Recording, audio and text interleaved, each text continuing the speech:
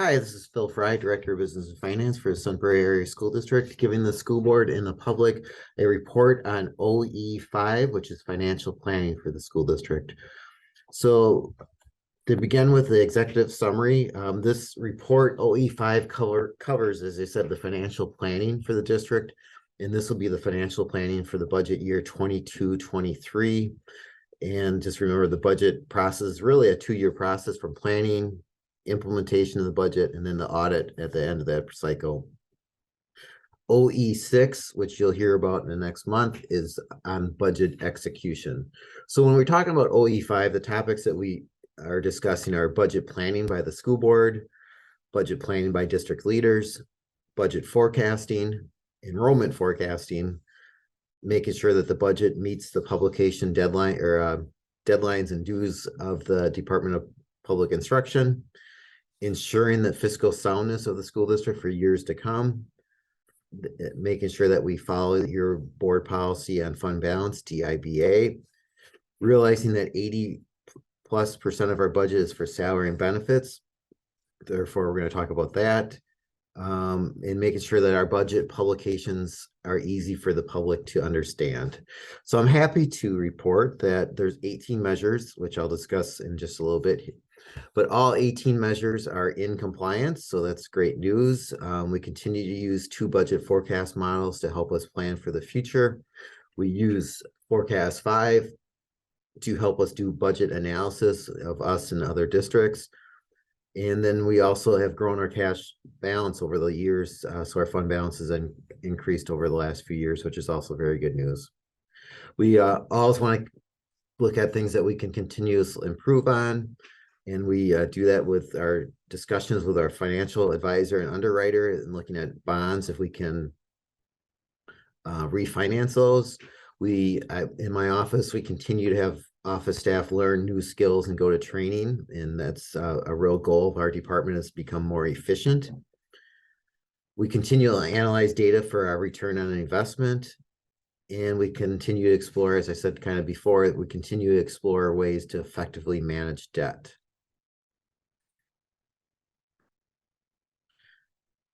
Going down, I'll run through the OEs, the different sections. So OE 5.1 says the superintendent will develop a budget that engages the board early in the budget process in a strategic discussion on funding the board's short and long-term priorities, which align to the district's vision, mission, and values. So we did do that. The school board met last, I guess, December 6th of 2021. And had what we call our Big Rocks meeting. So school board had input on this, so we're compliant with that. And then you will see a lot of the evidence of compliance is just basically our 22-23 adopted budget, which the board just approved last month in October. But that's really, again, the document that proves that we're following through on lots of these things. So you'll see that quite a bit. Measure 2, the board adopted budget priorities to become part of the future budget. Again, that happened at that Big Rocks meeting, and then by approving the budget on October 24th, you're setting those in place. 5.2, the superintendent will develop a budget that discloses budget planning assumptions and aligns to the strategic budget mapping plan. I'll go through these measures here. Measure 1, the budget reflects assumptions on enrollments, revenue limits, state aid, other funding, and expenditure sources, and property values. So our enrollment, we, as you know, we use University of Wisconsin for those. They had budgeted, or they had projected, and we built the budget on -29 head count, and we actually came in at -15, so very, very close on that. Our state aid, we budgeted for a 2.1% increase. It came in at 2.4%, so very, very close.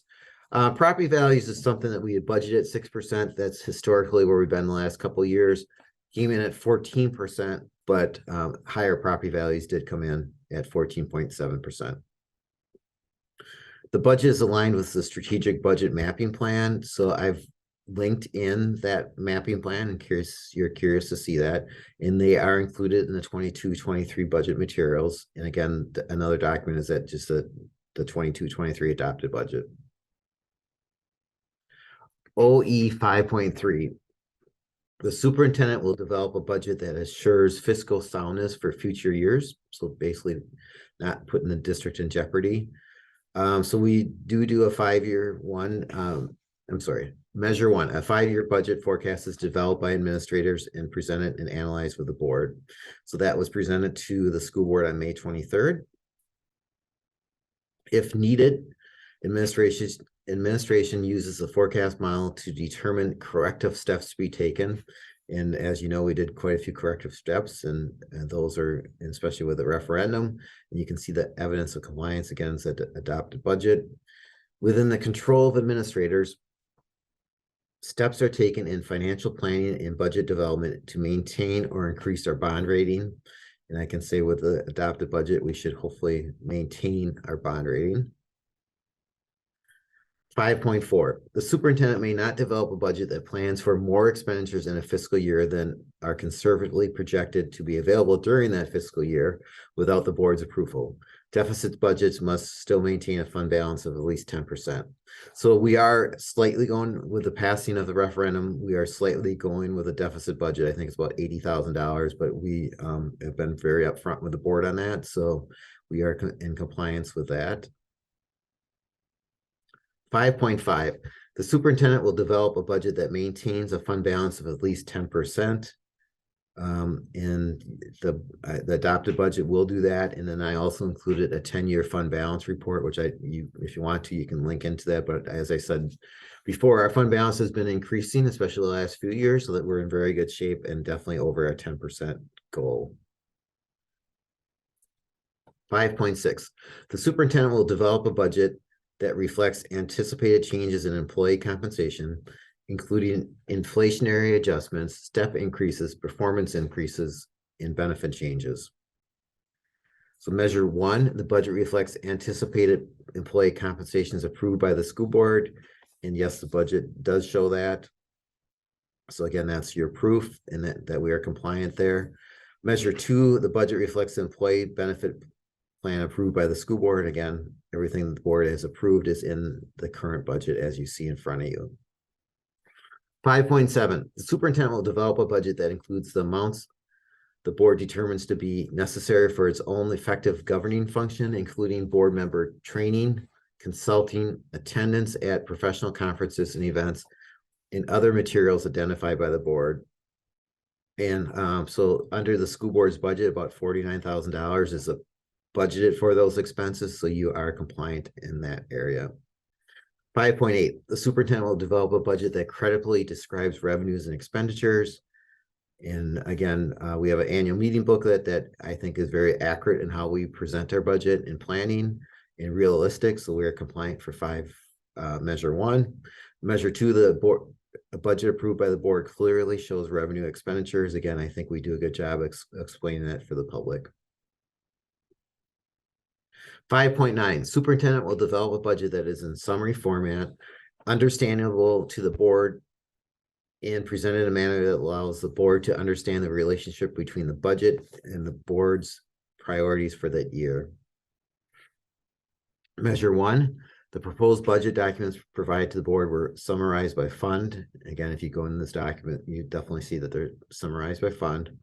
The board contains an executive summary that outlines the key aspects of the budget. Again, my situation reports when the board approved that budget in October. Hopefully you find that they have a good executive summary.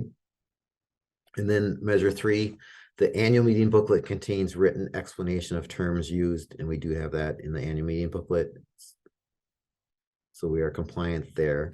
5.10, the superintendent will develop a budget that shows the amount spent in each budget category for the most recently completed fiscal year, the amount budgeted for the current fiscal year, and the amount budgeted for the next fiscal year. It's kind of like the 6590 report that we present to the board. And we do that as outlined by DPI. All our reports meet DPI's guidelines. You can see that, again, the adopted budget there. So we are compliant in that area. Just a glossary of what we say are benchmark districts. Typically, when we say benchmark districts, we're looking, especially for financial stuff, looking at the districts that are 7 districts larger than us and the 7 districts just smaller than us. So a band of 14 districts there. So as always, if you have any questions on OE5, just reach out to me and I'll be happy to get back to your questions. Thank you.